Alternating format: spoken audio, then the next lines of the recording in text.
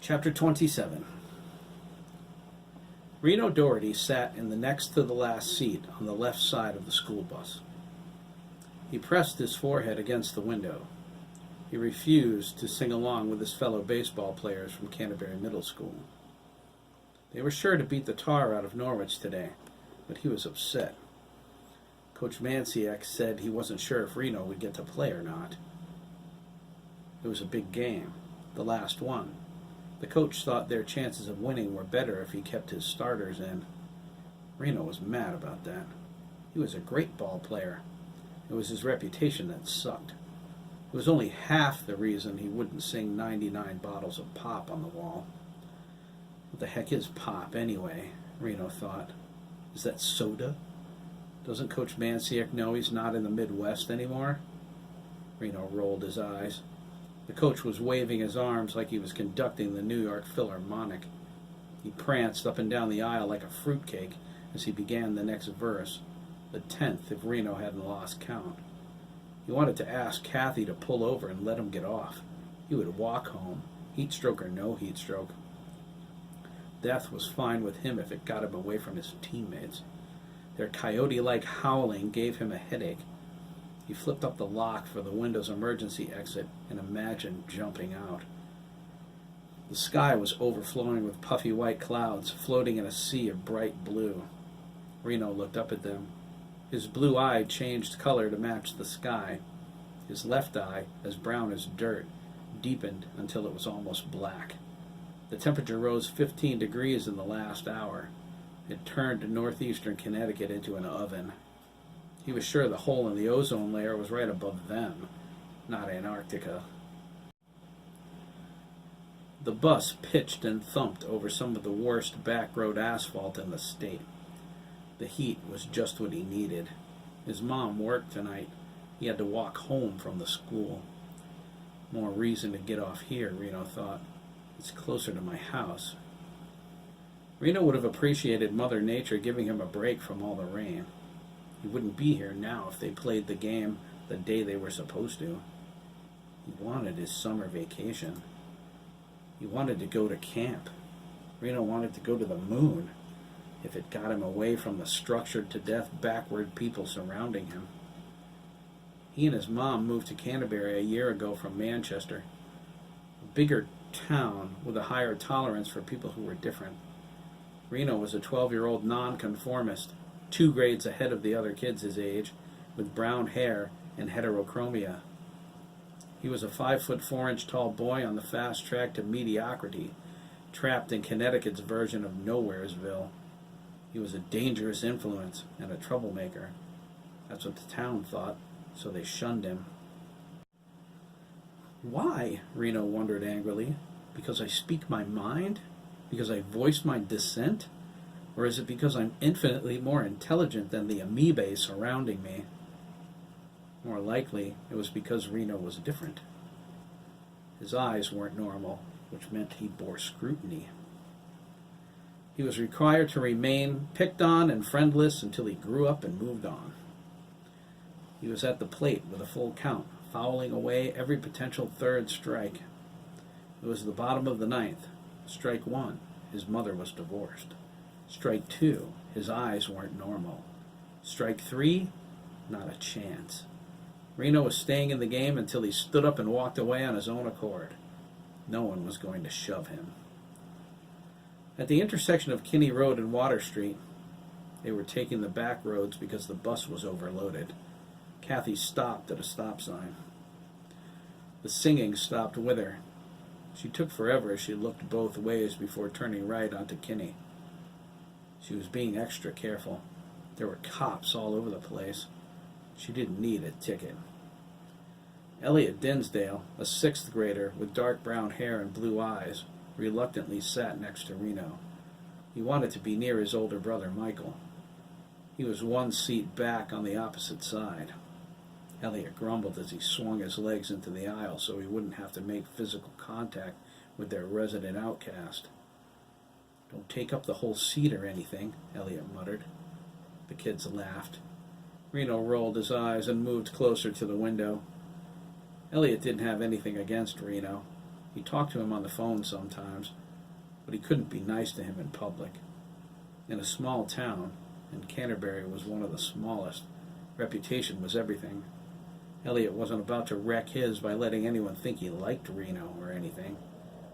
It wasn't happening, especially with Michael there. Reno was unaffected. He would graduate 8th grade this year. High school would be different. He sank lower into the seat as they started to sing again. They would be in Norwich soon, and this nightmare would be over. He hoped they were all too tired to sing on the way back. "Holy cow!" Michael exclaimed. He stepped into the aisle. He inched forward, adjusting his glasses, staring out the front window. "Sit down, Dinsdale!" Kathy barked. Her foot pressed the accelerator as she leaned up and glared at him in the mirror. "The bus is still moving!" "Look out!" everyone yelled at her. Reno sat up, trying to see what was going on. "What are you?" Kathy began. Her question turned into a scream as she glanced to her front and slammed on the brakes. Michael pitched forward.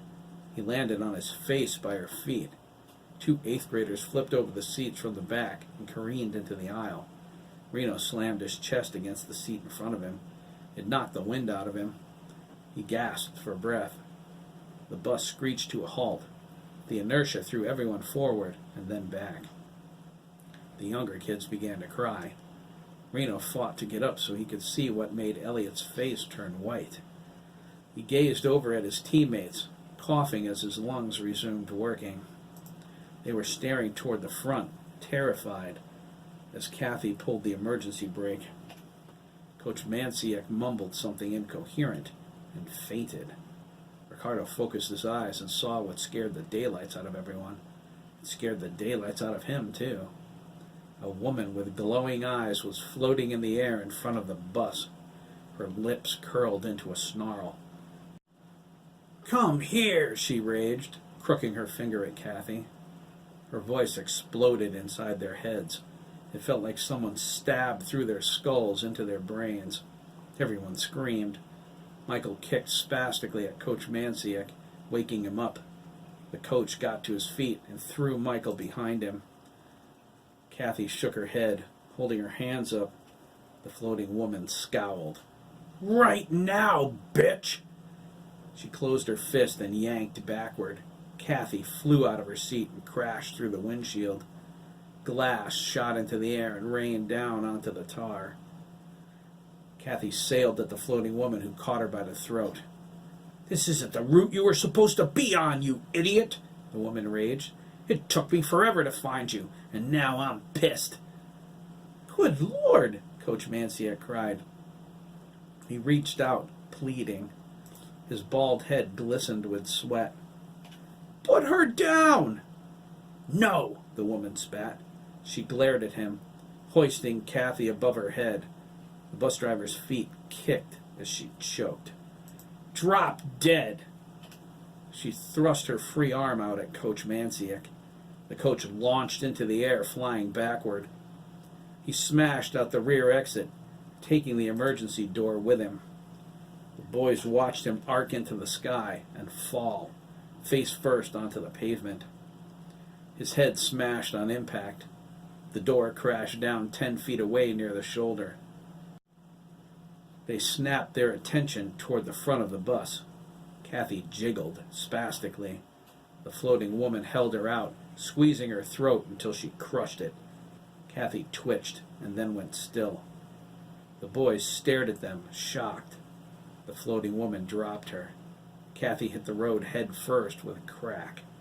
The boys found their voices and screamed as the woman levitated toward them. "You're all mine!" The bigger boys scrambled toward the back of the bus, shoving the smaller kids out of the way. Elliot was wrenched against Reno as a wave of bodies rushed toward the rear exit. Reno tried to grab the top of the seat, but his palms were sweaty, and he slipped. He fell against the window, where the emergency latch was still open. Reno and Elliot tumbled out of the bus. The window smashed on the ground beneath them. They heard the others' panicked cries as Reno landed on his backside. Elliot fell into his lap. They looked up at the bus. It was off the ground, violently pitching from side to side. Elliot screamed, "Michael!" But Reno stopped him, slapping both of his hands over his mouth from behind. "Are you crazy?" Reno cried, pointing. "Look!" The woman sailed around the bus, drifting up to the windows and zipping away. Her laughter boomed as the bus shook harder. Elliot watched in horror as his brother fell out the open window. He landed on the pavement in front of them. When he hit, his head twisted awkwardly to the side. His neck made a loud popping sound as it broke. His body flopped down in front of them.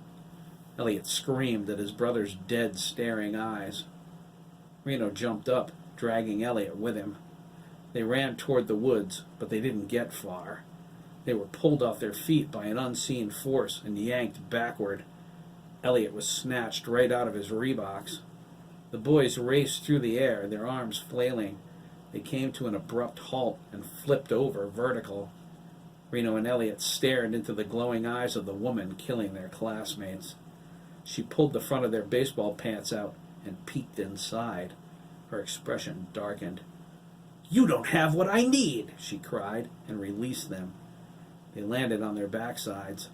They crab-walked away on their hands and feet. They tumbled to the side of the road. Elliot helped Reno up. The bus dropped to the ground. It bounced twice before settling. The windows were stained everywhere with blood. The woman glided around to the back and stepped through the emergency exit. She whipped a scalpel out of her skirt, grinning maniacally. Jimmy Carney rocketed through the side of the bus. Glass and aluminum exploded outward.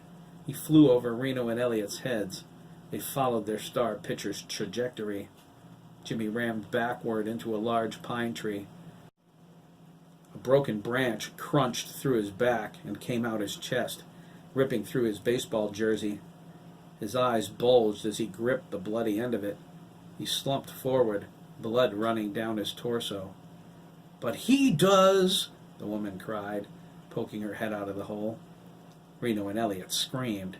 They ran to the woodline and hid behind an oak tree. "What do we do?" Elliot squealed, grabbing Reno by the shirt. Reno felt the world spin. He stumbled back. Elliot shook violently. Reno held on to him, staring at the horrific spectacle inside the school bus. The woman's laughter echoed all around them as she cried, "And so do you? And so do you?" cutting her way through the ball players. The screaming stopped with the sickening sounds of gurgling and breaking bones. More blood splashed onto the windows as the woman slashed her way to the front of the bus. Reno shut his eyes. "But not you," the woman cried. Reno's eyes opened in time to see Danny Devine flung through the broken windshield. He landed on the dirt shoulder, his body folded in half. There was silence. Reno mewed and tried to look away as the corpses of his teammate danced out the back of the bus. They jerked and stumbled across the street. They flopped down onto the grass at different angles, their uniforms covered with blood. When the last boy fell over, their mangled corpses spelled out the name Hiram. "They're dead," Reno thought. "They're all dead." "Oh, shut up," the woman spat, floating down from the bus. She glared at Reno. "Of course they're dead, you idiot." She waved her hand. A flowered cotton handbag sailed over from underneath a nearby bush. She caught it, set it on the ground, and yanked it open. She stared inside, her eyes glowing. Hypodermic needles flew out from within like an angry swarm of bees. They whizzed through the air in every direction. Elliot held on to Reno in a death grip. Reno watched as one of the needles zipped past his face, shot upward, and stabbed into Jimmy Carney's temple. The plunger pulled back, filling the reservoir with a pinkish-colored fluid. It slipped out with a wet sucking sound and flew back into the bag. Practically every boy in sight had a needle in his head. Reno assumed the younger boys were still in the bus and just as dead. He watched as each filled its reservoir with a pinkish fluid and then sailed back into the bag. "See?" the woman asked. She tied the top of the bag closed. "Wasn't that easy? And quicker? And fun? See what you can get with a little imagination?" She paused, cocking her head to the side as if listening to something. Her expression darkened. "I know that, you moron! I haven't forgotten!" Reno squirmed as she approached him and protectively covered Elliot. She glared at him, her eyes locking onto his. They burned into his brain. "Elliot," Reno desperately thought. The woman set the bag down and snatched a hold of his chin. She jerked his head up. "Don't worry about your little butt, buddy," the woman spat. "I'm not going to touch a hair on his head." "No, no!" Reno whimpered as invisible fingers reached into his skull. He felt a rush of terror as Elliot's mind was suddenly forcibly joined with his. They screamed, their thoughts and memories violently becoming one. "Be quiet, you little bastards," the woman snarled, grabbing them by their necks and squeezing. "Before I do what I really want to do. Here, take a look." Horrific images flooded their uni-mind, along with the distorted face of an old man. He was doing things to them, painful things, perverted and disgusting things. They felt everything, although they knew these assaults were the sufferings of other boys. He was sharing the memories of the atrocities he'd committed and making them feel every abhorrent sensation, while simultaneously reliving the ecstasy it gave him. They tried to escape, but there was nowhere to go. They saw him inside the woman as he tore open all they were and jumbled it together. "Now," the woman sighed, her glowing eyes flickering. "Wasn't that glorious? I promise I'll come back after I take care of a few things, and we'll do that for real. You're both worthy of the gift." She paused, laying her hands on their heads. "You're a message for a friend of mine. His name is Jeremy McKee." The woman cried out in pain. She fell to the side, thrusting her hand down to keep from falling over. Her eyes spastically blinked as the glow vanished and her irises shifted from blue to dark brown. Her expression changed from insane to annoyed. "I warned you not to overdo it, old man," the woman said. Her voice was different now, more guttural. "Help me," the other voice pleaded. "Fool," the woman spat. "Be silent. I will attend to everything that is left, and then this partnership will end." "Don't trust you." The woman stood up and laughed. "I do not see where you have a choice." Her expression grew cold. "My daughter will wake soon. You are not strong enough to keep her down any longer, and I cannot secure her with you in there. We must move quickly." There was a flash of light as she focused her power on Reno and Elliot. They went blind for a split second, their bodies paralyzed. A chorus of different voices followed, playing on the horizon. The mind link with her dissolved. Reno and Elliot robotically watched the woman walk back to the road, carrying the flowered bag. A Dodge Charger with the license plate, ANG RN, appeared out of nowhere. The woman climbed in and sped away, leaving them alone and merged, the daylight burning hotly into their eyes.